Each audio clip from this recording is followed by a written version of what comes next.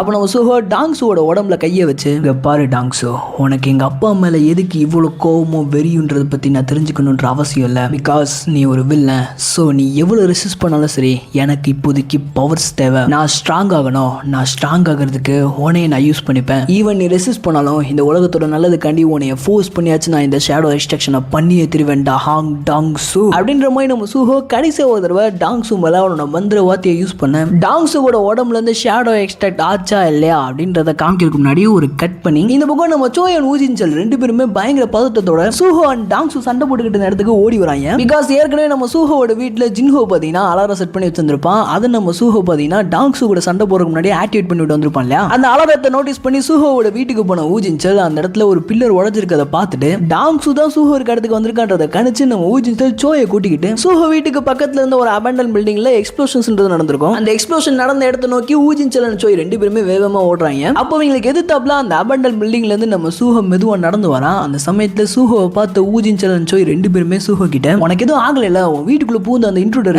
நம்ம சூஹோ அதை கேட்பான்னு நினைக்கிறீங்க.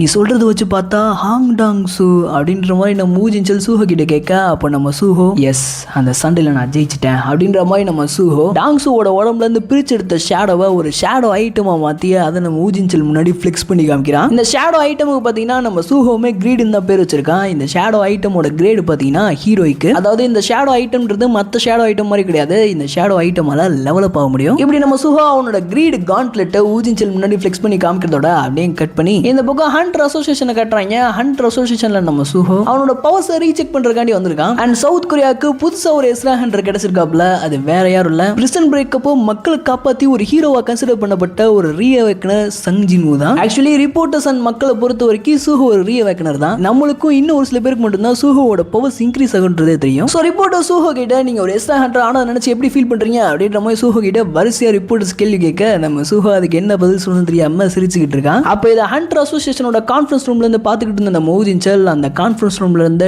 டெக்யூ, சோய் அப்புறம் யோன்ஹோ அவங்க மூணு பேத்துக்கிட்டயுமே சூஹோ இப்போ ஒரு எஸ்ரா ஹண்டரா மாறிட்டான். அதை நான் எக்ஸ்பெக்ட் பண்ணதுதான். அவனோட பவர்ஸ் இன்க்ரீஸ் ஆகிறத வச்சு பார்த்தா அவன் கூடிய சீக்கிரத்துல ஒரு நேஷனல் லெவல் ஹண்டரா மாறிடுவான் அப்படின்ற மாதிரி நம்ம ஊஜின்சல் சொல்ல, அப்ப நம்ம சோய் இப்போ நம்ம ஃபவுண்டேஷனை செட் பண்ண ஆரம்பிக்கணும். நம்ம அடுத்த ஸ்டெப்புக்கு மூவ் ஆகணும். கொரியால இருக்கக்கூடிய எல்லா கில்டையும் நம்ம ஒன்றிணைக்கணும். கொரியால இருக்கக்கூடிய எல்லா ஃபீல்ட் டிப் டஞ்சனையும் நம்ம ரைட் பண்ணணும். கூடிய சீக்கிரத்துல இந்த உலகத்துல இருக்கக்கூடிய எல்லா ஹண்டர்ஸையும் நம்ம ஒன்றிணைக்கணும். இது எல்லாத்தையும் நம்ம ஹண்டர் சஞ்சின் உக்காண்டி பண்ணி ஆகணும். ஆனா அது எல்லாத்தையும் பண்றதுக்கு எவ்வளவு நாள் எடுக்குன்றது எனக்கு தெரியல அப்படின்ற மாதிரி நம்ம சோய் அங்கிருந்து கிட்ட சொல்ல, அப்ப இதை கேட்டு நம்ம பிரச்சனை என்னன்னா நம்ம எல்லாத்தையும் பண்ணும்போது அந்த இட்டாரிமோட தூதுவன் எல்லாத்தையும் பார்த்துட்டு சும்மா இருப்பான்னு நினைக்கிறீங்களா அப்படின்ற மாதிரி யோன்ஹோ கேட்க, அதை கேட்ட நம்ம ஊஜின்சல் சொல்ல போனா ஹண்டர் அசோசியேஷன் ஸ்டார் பவுடரையும் ஸ்டார் ஃபிராக்மெண்ட்டையும் ஒரு இல்லீகல் ஐட்டம் அனௌன்ஸ் பண்ணக்கு அப்புறமும் அந்த ஸ்டார் ஃபிராக்மெண்ட் டிஃபரெண்டா உருவெடுத்து இன்னும் புழக்கத்துல இருக்கு. ஸோ அதெல்லாம் வச்சு பார்க்கும்போது அந்த தூதுவன் நம்மளோட எல்லா மூவ்மெண்ட்ஸையுமே ரொம்ப க்ளோஸா வாட்ச் பண்ணிட்டு இருக்கான். நம்மளோட ஹண்டர் அசோசியேஷனுக்குள்ள இருந்தே அந்த தூதுவனுக்கு எவனோ வேலை பார்க்கறான். நம்மளோட எனிமி நம்ம நினைச்சு பார்க்கறத விட ரொம்ப மோசமான வேட்டனால நம்ம நம்புறவங்களை கொஞ்சம் கம்மி பண்ணி ஆகணும் அப்படின்ற மாதிரி நம்ம ஊஜின்சல் சொல்லி முடிக்கும் போது தூதுவனை காட்டுறாங்க. பயப்புல இவ்வளவு நேரமா நம்ம சூஹோவா அந்த பத்திரிகையாளர்கள்லாம் பேட்டி எடுத்துக்கிட்டு இருந்தாங்க. அந்த கூட்டத்துக்குள்ள நின்றுகிட்டு இருந்திருக்கான். பட் சடனா நம்ம தூதுவன் அந்த இடத்துல இருந்து வேனிஷ் ஆகிற மாதிரி காமிக்கிறதோட அப்படியே கட் பண்ணி இந்த பக்கம் ஒரு டஞ்சனை கட்டுறாங்க. அந்த டஞ்சன்ல தூதுவனுக்கு கீழே வேலை பார்க்கறவங்க எல்லாருமே ஒன்னா சேர்ந்து அந்த டஞ்சன்ல இருக்கக்கூடிய ஒரு பெரிய சைஸ் பீஸ்டா அடிச்சு கேப்சர் பண்ணிட்டு இருக்காங்க. அப்ப நம்ம தூதுவன் அவனோட கண்ட்ரோல் கீழ இருக்க எல்லாருமே ஒன்னா கேதர் பண்ண சொல்லிட்டு அவனோட மனசுக்குள்ள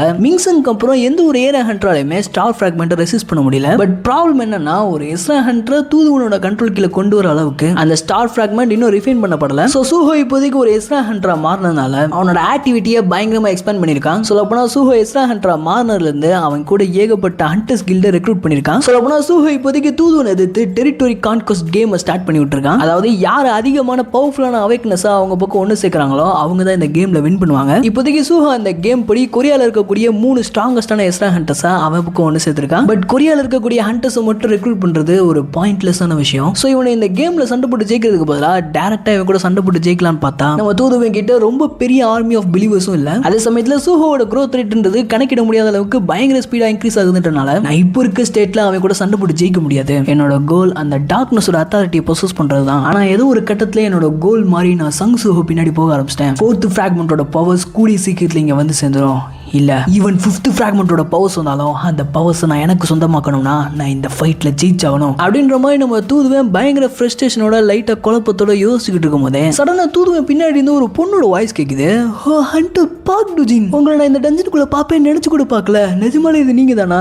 தேங்க் காட். நான் என்னோட பார்ட்டில இருந்து தனியா பிரிஞ்சு இந்த இடத்துக்கு வந்துட்டேன். சோ நான் உங்க கூட ஜாயின் பண்ணிக்கலாமா அப்படின்ற மாதிரி அந்த பொண்ணு பேசிக்கிட்டு இருக்கும் போதே தூதுவன் அந்த பொண்ணை பார்த்த உடனே அவனோட அப்ளிகேஷன் பவரை யூஸ் பண்ணி ஒரு ஆரோவை லான்ச் பண்ணி அந்த பொண்ணை ஒரே அடியில் அடிச்சு கொண்டுட்டு இந்த டஞ்சன் ரீப்பர் கில்லுக்கு சொந்தமானது யாரு வேணாலும் இந்த இடத்துக்கு வந்துட்டு போக முடியாது. சோ யாரு நீ அப்படின்ற மாதிரி நம்ம தூதுவன் அந்த இறந்து போடும் பொண்ணு கிட்ட கேட்கறான். பட் ஆக்சுவலா அந்த பொண்ணு இறந்துச்சான்னு கேட்டீங்கன்னா எஸ் செத்துருக்கணும், பட் சாகல. அப்போ அந்த பொண்ணு தூதுவன் கிட்ட உனக்கு நல்ல இன்ஸ்டிங் இருக்குடா, இருந்தாலும் ஒருத்தவங்களை பார்த்தோன்னே இப்படி அட்டாக் பண்றது நல்லாவா இருக்கு? நீ வளரும் போது அடுத்தவங்களை எப்படி வரவேற்கணும்ன்ற மேனஸ் கூட உனக்கு சொல்லி தரல பார்க் டுஜின். இல்ல உன்னை இட்டாரம் சொல்ல தூதுவன்னு சொல்லவா அப்படின்ற மாதிரி அந்த பொண்ணு கேட்டோன்னே நம்ம தூதுவனுக்கு பயங்கரமா ஷாக் ஆகுது. அப்ப தூதுவன் நீ யாருன்னு கேட்டேன் அப்படின்ற மாதிரி அந்த பொண்ணு கிட்ட கேட்க அதுக்கு அந்த பொண்ணு நானா, என்னோட பேரு ஆர்ஷா, நான் இந்த உலகத்தை சேர்ந்த ஒரு ரெசிடென்ட் தான், ஆனா நான் உனக்கு ஒரு ப்ரொபோசல் கொண்டு வந்திருக்கேன் அப்படின்ற மாதிரி அந்த பொண்ணு பேசிக்கிட்டு இருக்கும் போதே அதோட தலை ரீஜெனரேட் ஆகுது. அப்படி அந்த பொண்ணோட தலை ரீஜெனரேட் ஆனதுக்கு அப்புறம் தான் அந்த பொண்ணோட ரியல் ஐடென்டிட்டி அவங்களை காமிக்கிறாங்க. இவனை ஏற்கனவே நம்ம மிங்சங் உயிரோடு இருக்கும் போது அவன் கண்டக்ட் பண்ண ஒரு பார்ட்டியில பார்த்துருப்போம் இல்லையா, அந்த பொண்ணு தான் இந்த பொண்ணு. இவ ஆக்சுவலா மிங்சங் கூட பழகினதுக்குரிய காரணமே இந்த ஸ்டார் ஃபிராக்மெண்ட் எல்லாத்தையுமே மிங்சங் யார்கிட்ட இருந்து வாங்குறன்றதை தெரிஞ்சுக்கிறானி தான் அவன் மிங்சங் கூட பழகிருப்பா. ஸோ இவளால பூச்சிகளை கண்ட்ரோல் பண்ண முடியும். பூச்சிகளை சொல்லுவீங்களா யார் கண்ட்ரோல் பண்ணுவா? ஆன்சர் தெரிஞ்சா டக்குனு போய் கமெண்ட்ஸ் சொல்லுங்க. சோ ஆர்ஷா அவளோட ஒரு பக்கை யூஸ் பண்ணி மிங்சங் மூலமா தூதுவன் யாரு, அவன் வெளி உலகத்துல இருந்து வந்திருக்கான்ற எல்லா விஷயத்தையுமே தெரிஞ்சிருப்பா. சோ இதை நம்ம ஆர்ஷா தூதுவன் கிட்ட சொல்லிக்கிட்டு இருக்கும் போது தூதுவன் கொஞ்சம் கூட யோசிக்காம அவனோட கண்ட்ரோல் கீழ இருக்க 2-3 பேரை வச்சு ஆர்ஷாவை இன்ஸ்டன்டா போட்டுதல முயற்சி பண்ணிருப்பான். பட் இங்க இருக்க ஆர்ஷா ஒரு ஒரிஜினல் ஆர்ஷா கிடையாது, அது ஜஸ்ட் ஒரு க்ளோன் தான். ஆர்ஷா தூதுவன் கிட்ட நீ என்னதான் என்னை அடிச்சாலும் எனக்கு ஒன்னும் ஆகாதடா, இங்க இருக்கிறது ஜஸ்ட் ஒரு க்ளோன் தான், ஆனா நீ எதுக்கும் பயப்படாத, நான் உன்னோட ரகசியத்தை வெளியே யாட்டி சொல்ல மாட்டேன், நான் உனக்கு ஹெல்ப் பண்றதுக்காண்டி தான் இங்க வந்திருக்கேன் அப்படின்ற மாதிரி நம்ம ஆர்ஷா தூதுவன் கிட்ட ஒரு மாடிஃபைடு ஸ்டார் ஃபிராக்மெண்ட்டை நம்ம தூதுவன் கிட்ட கொடுக்குறா. அதாவது நம்ம இவ்வளவு நாளா தூதுவனால இந்த ஸ்டார் ஃபிராக்மெண்ட் யூஸ் பண்ணி வெறும் ஏரா ஹண்டர் வரைக்கும் தான் கண்ட்ரோல் பண்ண முடிஞ்சு. பட் இந்த மாடிஃபைடு ஸ்டார் ஃபிராக்மெண்ட்டை யூஸ் பண்ணி எஸ்ரா ஹண்டர் வரைக்கும் கண்ட்ரோல் பண்ண முடியும். இந்த விஷயம் தூதுவனுக்கு தெரிஞ்ச உடனே தூதுவனுக்கே லைட்டா ஷாக் ஆகுது. அப்ப ஆர்ஷா தூதுவன் கிட்ட நான் இதே மாதிரி உனக்கு இந்த மாடிஃபைடு ஸ்டார் ஃபிராக்மெண்ட்டை தொடர்ந்து தரேன், சோ நம்ம 2 பேரும் ஒன்னா சேர்ந்து சங் சூஹோவையும் ஷேடோ மோனாக்கையும் டிஃபீட் பண்ணுவோம் அப்படின்ற மாதிரி நம்ம ஆர்ஷா தூதுவன் கிட்ட சொன்னாலும் அந்த சமயத்துல நம்ம தூதுவனுக்கு ஆர்ஷாவை நம்ப முடியல.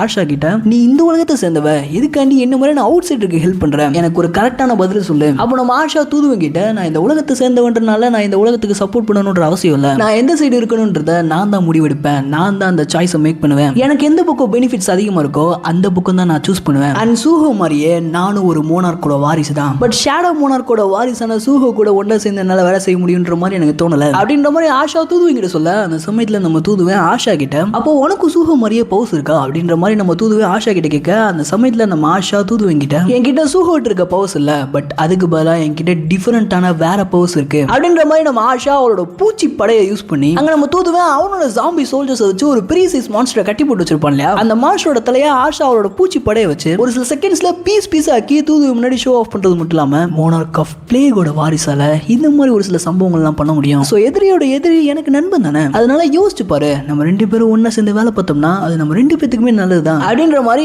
ஆஷா நம்ம தூதுவனோட மண்டையை கழுவி தூதுவன் கூட ஜாயின் ஆறா. இப்படி ஆஷா தூதுவனோட மண்டையை கழுவி அவன் கூட ஜாயின் பண்ணதுக்கு அப்புறம் அந்த டஞ்சன்ல இருந்து வெளியே வரா. அந்த டஞ்சனோட வாசல்ல ஆஷா கண்டு 2 பேர் வெயிட் பண்ணிட்டு இருக்காங்க. இவங்களுமே பாத்தீங்கன்னா மோனாக்ஸோட வாரிசு தான். அதுல இந்த பொடி பையன் இருக்கான் இல்லையா, இவன் வந்து மோனாக் ஆஃப் டிரான்ஸ்பிகரேஷனோட வாரிசு. அண்ட் பின்னாடி ஒருத்தர் மாஸ்க் போட்டுருக்கான் இல்லையா, அவன் வந்து மோனாக் ஆஃப் ஜெயின்ஸோட வாரிசுன்னு நினைக்கிறேன். அவனோட பவர்ஸ் பெருசா ரிவீல் பண்ணல, அதனால அவன் எந்த மோனாக்கோட வாரிசுன்றது சரியா தெரியல. சரி, பேக் டு தி மான்வாக் வந்தோம்னா டஞ்சன்ல இருந்து வெளியே வந்த ஆஷா 2 பேத்துக்கிட்டயுமே தூதுவன் நம்மளோட டீல் அக்செப்ட் பண்ணிட்டான் அப்படின்ற மாதிரி சொன்னோன்னே அதை கேட்டு பொடி பையன் பயங்கரமா சந்தோஷமா இருப்பான். இந்த பொடியனோட பேர் என்னன்னு பார்த்தோம்னா இவனோட பேரு பை. சோ ஆக்சுவலி நம்ம ஆஷா மோனாக்கோட வாரிசா இருந்துகிட்டு எதுக்கு சூஹோ கூட ஜாயின் பண்ணாம தூதுவன் கூட ஜாயின் பண்ணான்றத இந்த இடத்துல ரிவீல் பண்றாங்க. அதாவது நம்ம ஜின்னு அண்ட் சூஹோக்கு எப்படி ஒரு சிஸ்டம் இருந்துச்சோ அதே மாதிரி நம்ம ஆஷா கிட்டயுமே சிஸ்டம் இருக்க மாதிரி காமிக்கிறாங்க. நம்ம சூஹோ ஒரு கட்டத்துல இந்த சிஸ்டம் அப்படியே பிளைண்டா நம்பணும்ன்ற அவசியம் இல்ல, இந்த சிஸ்டம் சொல்றத அப்படியே செய்யணும்ன்ற அவசியம் இல்ல, இந்த சிஸ்டம் என்னைய கண்ட்ரோல் பண்ணக்கூடாது, நான் தான் இந்த சிஸ்டம் கண்ட்ரோல் பண்ணணும் அப்படின்ற மாதிரி நம்ம சூஹோ முடிவு எடுத்திருப்பான் இல்லையா, அந்த முடிவை ஆஷா எடுக்கல.